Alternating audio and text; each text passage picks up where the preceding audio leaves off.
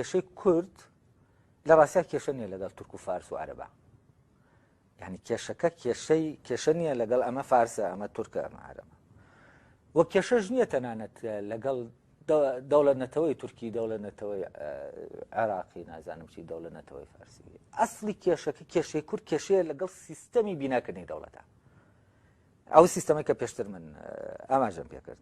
یعنی کێشەی کورد کێشەیە لەگەڵ ئەو هێزە چوونیەکەرە، ئەو هێزەی کە هەمومان دەکاتەوە بە یەک، کێشەکەی لەگەڵ ئەمایە. وە کورد بەمەش تەبان وعی پێی نییە خۆی، ینی کورد وعی بەمە نییە کەسە بۆچی وایە. کێشەکە کێشەی ئێمە وەک کورد خۆمان ئەمەیە کە وعیمان بەوە نییە بۆچی واین، بۆچی ئێمە واین، بۆچی دنیا قبولمان ناکا، ئایا ئێمە دنیا قبولمان ناکایە، ئێمە دنیا قبول ناکەین.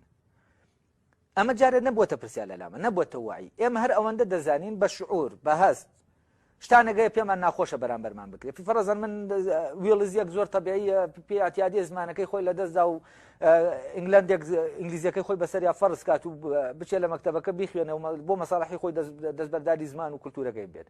بەڵام هەورامیە گەگەر هەمووشی ئیبادەکەی بڵێ دەبێت دەستبەرداری نەکەت ببی دەستبەرداری نابێ، بۆ مەساڵحش دەستبەرداری نابێ. ئەمە چییە؟ بۆ دەستبەرداری نابێت چ قازانجێکی تایە. تەمان ئەمە ئەگەر لە ڕووی مادی و قازانج بە معنا دەرەکیەکەی بە معنا سێریکە هیچ قازانجێکی تیانە، ئەمە زەرری تایە.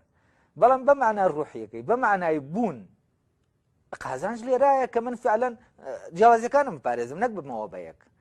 وە لێرە لە ڕاستیا هێز لە یەکێتیان نییە، لێ بە یەککردنا نییە، هێز لە جیاوازیایە، ینی نەکرد لە بەیەکردنا. کورد بە پێمە دەڕوا بەڕێوە، بەڵام بەبێەوەی بەخۆی بزانێت بۆ وا دەڕوا بەڕێوە. ئێستا بۆ نمونە زمانی کوردی حاڵەتێکی وەرگرتووە، ئەم حاڵەتە لە هەموو جیهانانیە. حاڵەتی زمانی کوردی کە من خۆم مختصم لە زمانەوە چەند ساڵی داسە لەو مەجالا دەکەم. حاڵەتی بۆ نمونە دیالێکتەکانی دیالێکت نین بەو معنایە کە فەرزەن دیالێکتە عەرەبیەکان. بۆچی؟ چونکە دیالێکتی عەرەبی کاکە ئەدەبیاتێکی باڵای هەیە، نووسینی هەیە، هەر قسەکردنە بەو معنایە دیالێکت نییە کە فەرزەن لە تورکیا هەیە یا لە ئێران هەیە. دیالێکت نییە، زمانیش نییە بۆ معنای زمانێکی ڕسمی بێ ستاندارد بێ کۆمەڵە حرەسی هەبێت دایما پارێزگاری لێ بکەن. لێرەوە سێر دەکەی زمانی کوردی حاڵەتێکی زۆر جیاوازی هەیە. تۆ چوار ئەدەبیاتت هەیە، یەک شتێکت نییە بە ناوی ئەدەبیاتی کوردی، ئەدەبیاتی دیالێکتەکانت هەیە، ئەدەبیاتی کوردی. ئەمە حاڵەتێکی زۆر تایبەتە بە شکڵێکی لاشعوری دروست بووە، یعنی تۆ بەبێ ئەوەی بەخۆت بزانی. لێرەوە کە مرۆڤ دێت تەحلیلی ئەم حاڵەتانە دەکا، هەز دەکا تاکە میلەتێک کە وەستا بێتەوە لە بەرامبەر ئەو چوونیەکردنا کووردە. لێرەوە تەمەن کێشەی بۆ دروست بووە، وە کێشەکە دروست بووە، کێشەکەش لەگەڵ سیستەمی چوونیەکردنەکەی کە ناسیۆنالیزم دەیسەپێنێ. ناسیۆنالیزم ئیشی چییە؟ ناسیۆنالیزم بە پێناسەکەی گەلنە جارێ بەلا موشتێ دەبێت دەوڵەت هەبێ، و دەوڵەتیش یەکەم جار لە ململان بە شکلێکی دیموکراسی هیچ دەوڵەتێکی سەرکوڕەی ئەم عەرزە بە شکلێکی دیموکراتی دروست نەبووە. سەرەتا ململانەی کۆمەڵی هێزێک لە هێزەکان زاڵ دەبێت بەسەر ئەویترە، ئەم هێزە یاسای یاریەکە دادەنێ کە یاسای یاریەکەی دانا یاسەکە ناگۆڕێ. بۆ نمونە لە فەڕەنسا هێزی زاڵ یاسای یاریەکە دادەنێ، دەڵێ ئەم وڵاتە ئەمە پێ دەڵێن فەڕەنسا، ئەوە هەتا هەر فەڕەنسایە، و زمانی ئەم وڵاتە زمانی فەڕەنسیە، هیچ زمانێکی تر نییە، و پەروەردە لەم وڵاتە ئاوایە. کۆمەڵێ ینی شتی جێگیری نەگۆڕ کە ئەمانە مقەدەس نابێت دەسی لێ بدرێن. و ئەمە کێ ئەم مقەدەسە دروست دەکا؟ هێزی زاڵ، ینی بەهێز دروست دەبێت. دیموکراسیەت لە ئارانیە لە دروستکردنی دەوڵەتەوە، و ئەمە لە ڕاستیا دەرکی پێ نەکراوە. ئێمە وا دەزانین دیموکراسیەت لەناو ئەوروپا هەیە، ئەم دیموکراسیەتە لە ڕاستیا لەسەر ئەساسی جۆرێک لە دیکتاتۆریەت دامەزراوە. بۆچی؟ چونکە ئەسڵەن دەوڵەتەکان لەسەر ئەساسی هێز دروست بوون. وێڵزیەک هیچ کاتێک پێی خۆش نەبووە دەوڵەتی خۆی نەبێ، و بەهێز ناچار کراوە کە لەناو بەریتانیا لەژێر سەیتەرەی ئینگلندەکان نابێت، لەناو دەوڵەتە بێت کە ناوی بەریتانیایە کە زمانەکەی زمانی ئینگلیزی. سکۆتلەندیە کەرگیز بەمە ڕازی نەبووە، بەڵام ئەمە وەزع ناچاری کردووە. کورد کێشەکەی لێرەیە، فەرزەن کورد ئەگەر لە بەریتانیاش وایە نەفسی کێشەی دەبوو، بەمە مەسلەحەت و بەرژەوەندی و ئەمانە وای لێ ناکات دەستبەرداری ئەم جیاوازیەکانی بێت، و پێی لەسەردا دەگرێت. کە پێی لەسەردا دەگرێت لە ڕاستیا من بە پێچەوانەوە هەست دەکەم پێداگرتنی کورد لەسەر بوونی وای کردووە دەوڵەت نەتەوەکانەوانەی بەسەریان نادا بەشکراوە بکەونە ڕەتفعل.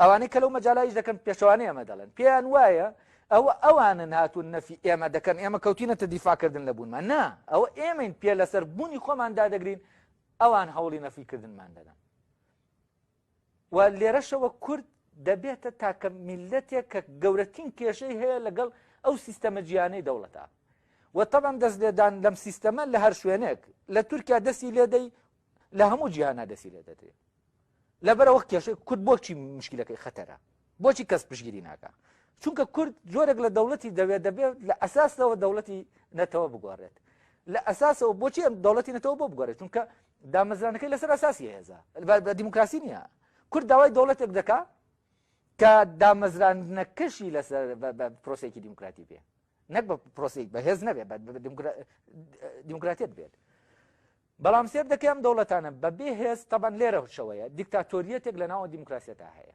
بۆ نمونە لە ناو تورکیا دیموکراسیەتێکی سیاسی هەیە بەڵام بۆ لەکوێ لە چوارچێوەی ئەو مقدسانەی کە لە ناو تورکیا هەن لە چوارچێوە مقدسانە من بڕوان بەم مقدسانە هێنا دەتوانم بچمە ناوگەمەکەوە دەتوانم ئەگەر کوردیش بم بمە سەر وەزیران کێشە نییە بەڵام بە مەرجێ ئەم مقدسانم پارێزم وەک کێشەی کورد لەگەڵ ئەم مقدسانەیە لە ڕاستیە لە تورکیا لە فلان هەر شوێنێک لە شوێنەکان کێشەی نییە ئەمە دەوڵەتی تورکیایە بەڵام ئەم مقدسانە کە من دەکەنە ینی وا لە منداوا لە من دەکەن من لە بوونی خۆم دابماڵێ من ئەمە قبول ناکەم لەبەرەوە کورد ئەگەر حزبیش ناتوانێت بکەوێتە ناو گەمە سیاسی گەمەیەکی دیموکراسیانەی ناو سیاستەوە بۆچی چونکە ئەو داوای گۆڕینی ئەو مقدسانە دەکات لێرەوە ئەو دەڵێ من کاکە دیموکراسیم تۆ حوەرە حزبێک دروستکە بەڵام بەمەرجێ تۆ ئەم مقدسانە پارێزەکە کە وەرە بە سەر وەزیر ئەم کێشەمان نییە یعنی ئەڵێ تۆ وەرە ئەو پەروەردەیە کە تورک دایناوە ئەو پەروەردەیە کە یەکەم جار دانراوەی دەوڵەتەکەی دروست کردووە هێزە براوەکە